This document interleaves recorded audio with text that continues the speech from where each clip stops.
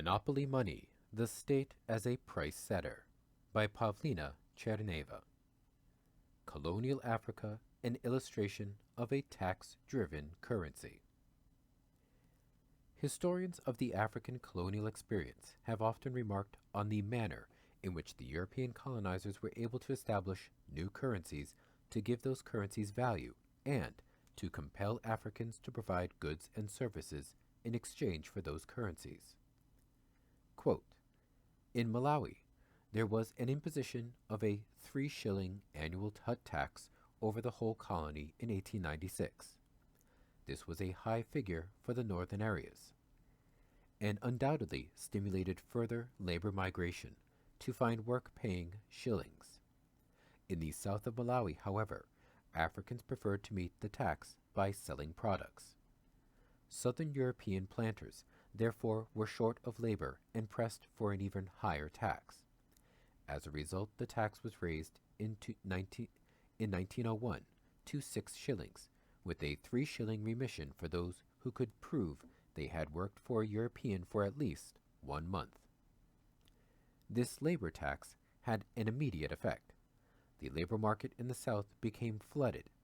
Taxation then, if it were high enough, could force men into wage earning.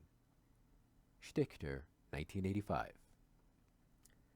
Quote, African economies were monetized by imposing taxes and insisting on payments of taxes with European currency. The experience with paying taxes was not new to Africa. What was new was the requirement that the taxes be paid in European currency. Compulsory payment of taxes in European currency was a critical measure in the monetization of African economies, as well as the spread of wage labor. Ake, 1981. Quote, in those parts of Africa where land was still in African hands, colonial governments forced Africans to produce cash crops, no matter how low the prices were. The favorite technique was taxation. Money taxes were introduced on numerous items: cattle, land, houses, and the people themselves. Money to pay taxes was got by growing cash crops or working on European farms or in their mines. Rodney, 1972. Quote, taxation as a method of forcing out laborers, but it did not distinguish between the various sources of the cash. Most Africans who could simply sold produce or livestock to Europeans at administered prices in order to pay the tax. But where Africans were poor in items to sell or were distant from markets, taxation could produce laborers. Stichter, 1985. The case of colonial Africa illustrates how taxation can serve as a launching vehicle for a new currency. Prior to colonization, African communities were engaged in subsistence production and internal trade, and therefore had little need for European currency.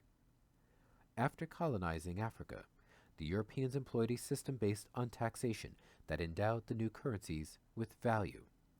The colonial government, in need of real goods and services such as cash crops and wage labor, imposed a tax liability on the population, denominated in European currency. Taxation compelled the members of the community to sell their goods and or labor to the colonizers in return for the currency that would discharge their tax obligation. Taxation turned out to be a highly effective means of compelling Africans to enter cash crop production and to offer their labor for sale. In any system, democratic or authoritarian, the government can ensure the value of any currency through these 3 basic powers: the power to levy taxes, the power to declare how tax obligations must be satisfied, and the power to issue currency. These powers are the basis for securing the purchasing power of state money. Contrary to the conventional idea that taxation finances government expenditures, here the primary function of taxation is guaranteeing that a particular monetary unit the one issued by the government, will be demanded in exchange for any and all other real goods and services and will thereby dominate a country's monetary system. The government becomes the money monopolist through exercising these powers. Footnote 1. Monopoly is used here in a general sense to indicate the exclusive powers and privileges of the state to create that which it demands for payment of taxes. It is not meant to imply the usual profit-maximizing motives of private sector monopolists. End quote. Just like colonial governments, modern states need to obtain goods and services from the private sector. In order to induce the private sector to sell to the government, the state imposes a tax obligation on the population in currency, which the private sector can obtain only from the government. The population, pressed by the necessity to pay its legal requirements, sells to the government in exchange for currency. Currency may therefore be viewed as a tax credit to the population that drives the transfer of real goods and services from the private to the public sector.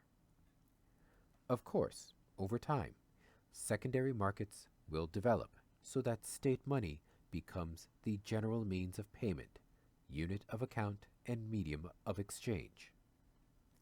In addition, and as it will be discussed below, governments can turn other money, such as bank money, into state money by declaring it acceptable for payments at public offices with appropriate restrictions. But these developments do not change the underlying causal forces at work in determining the value of currency.